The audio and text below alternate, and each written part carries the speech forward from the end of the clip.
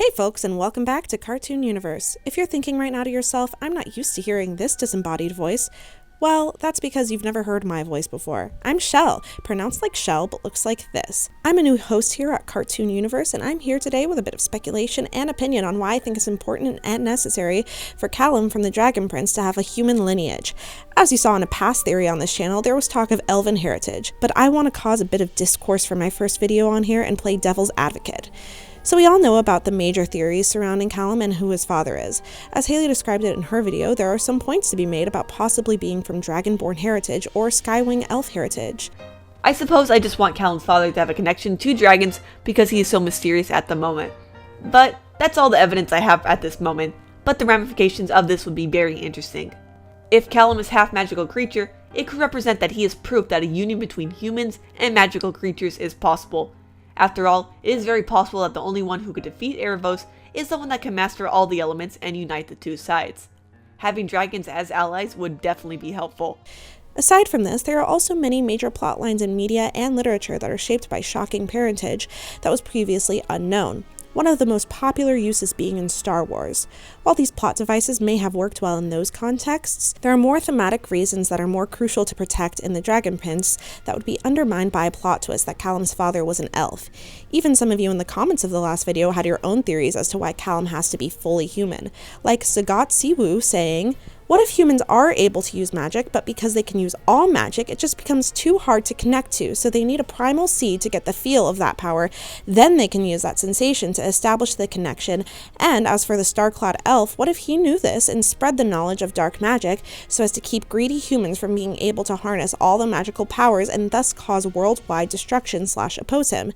So whether or not the creators of the show intend this to be the reason for humans' loss of power, it's obvious there is something mysterious going on here, and now that season 3 has aired, there's a lot of evidence to back up how Callum is working hard to show that humans have at least a little magic in them, even if they can't use all magic. I'll start with the dynamic between Claudia and Callum at their beginning. They both grew up in the castle, and they got along so well that there was even a possibility for a romantic connection. Claudia and Callum both yearned to possess magic and use it to their advantages. They have strong love for their family and put them first in every situation. When faced with a hard situation, they both work hard to find solutions and do anything they can to reach their goals. The reason Callum was even pulled to the dark side in the first place is because the power was tempting him in order to prove himself as someone who could help in dire situations. Now jump to the end of season 3, where both Claudia and Callum's paths are clear. Callum is trying to unite humans with magic, while Claudia has turned seemingly irredeemably to what we can only assume is the darkest of magic there is. Claudia and Callum are perfect character foils for each other because they come from a similar background and yet turn towards opposite directions. There could be an argument made that Claudia is being manipulated by her father and therefore should not be blamed for turning towards dark magic, since Callum has had so much help from people like Rayla and Ezrin to turn away from it. However, Soren was able to escape his father's manipulation, and Claudia has never shown any remorse for having to use dark magic. In fact, she has fiercely advocated for it and used it for worse purposes when her father didn't even ask her to. The show has proven that she has free will in choosing to do the darkest of magic. So what does this have to do with Callum being human? Well, imagine that Callum finds out he has an elf parent. That would mean that all the work he has done to connect with the Sky Arcanum was always going to be achieved because he had primal magic inside of him the entire time as an elf. It would mean that there is still no proof that humans can use dark magic aside from a primal stone or dark magic, and that Claudia is justified for turning towards dark magic in times of need. This takes away Callum's current image as a character that has worked really hard to achieve what has never been done before for humankind, and instead gives him a sort of privilege over the humans he grew up with. It would make the audience of what I can only assume is all humans watching this feel bad because it might make us all feel hopeless about reaching for our dreams and changing the world, and instead gives off the terrible moral that we can't accomplish great things anyway, so we might as well keep participating in our bad habits like Claudia and Viren. Callum no longer seems like someone fighting to make humankind better in this reality, but more like a half-human who is lucky enough to have a little magic and yet preaches to humans how they can't be mad about it. Callum's humanity is important in order to connect him closely with the audience of the Dragon Prince, which brings me to my next point. representation. Many kids in the world now come from patchwork families for many reasons. I myself come from a divorced family with a step-sibling that I consider to be my actual sibling. For a children's television show to have a patchwork family not only shown, but the main characters and a part of the royal family is pretty significant. And the show knows this. Callum had a character arc throughout the first 2 seasons where he felt like he was an extra part of the family that didn't fit. He was called Step Prince, and it was true. He loved King Harrow but didn't know how to because it felt weird to call him his father.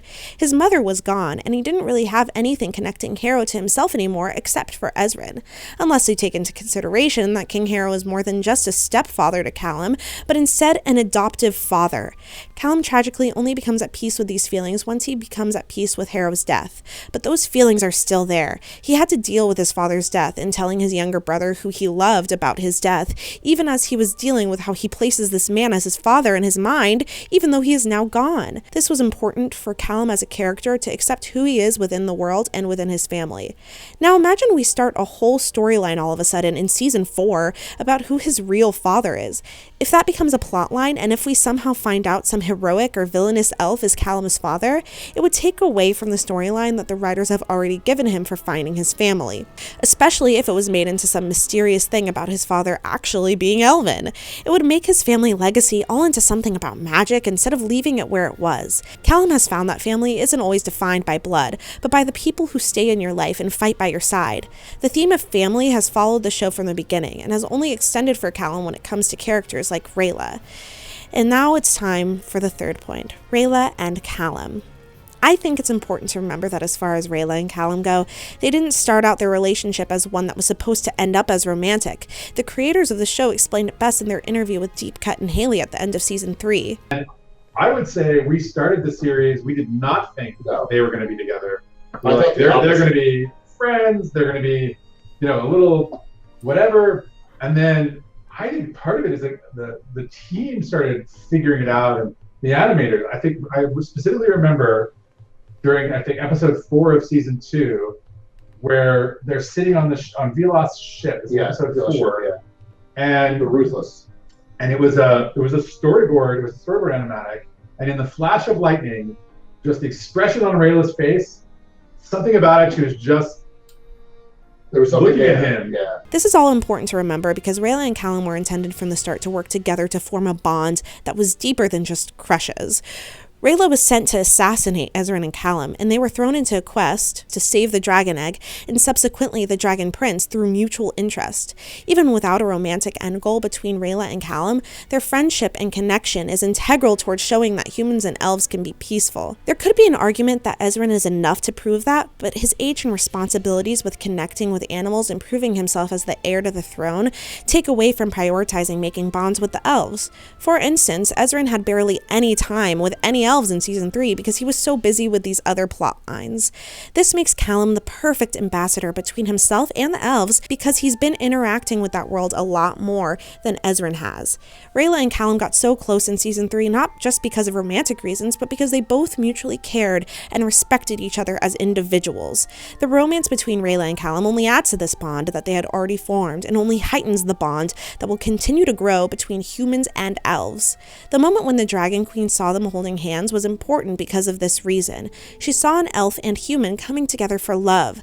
Love is what Callum has always used to access his magic, and now that he has admitted to loving Rayla, it has only made his magic stronger. Now, if Callum were to end up being half-elf, then this would make his connection with Rayla irrelevant to any thematic purpose.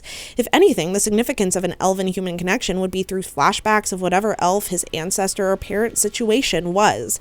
While this might be an interesting story that they would craft, it would be out of left field to introduce a character so late in the show that we're supposed to emotionally invest in for the purposes of such a huge theme as elf-human connection. While it's possible, it frankly just wouldn't be as intriguing or beautiful as what we already have in front of us with Rayla and Callum. So, in closing, while we don't know exactly why humans might have lost their abilities to use magic for so long, there is heavy thematic and character-driven evidence that Callum will stay having a human heritage. His connection to his human family, his connection to Rayla, and his now disconnection with Claudia all point towards it. But is Claudia irredeemable from this dark path she is now going down away from Callum? This lovable, quirky character has now done some of the most unspeakable things in the show. I'll talk about Claudia's chance at redemption in my next video, but for now, thank you for watching, and if you liked this video, then subscribe to Cartoon Universe for more content like this. Have an animated day!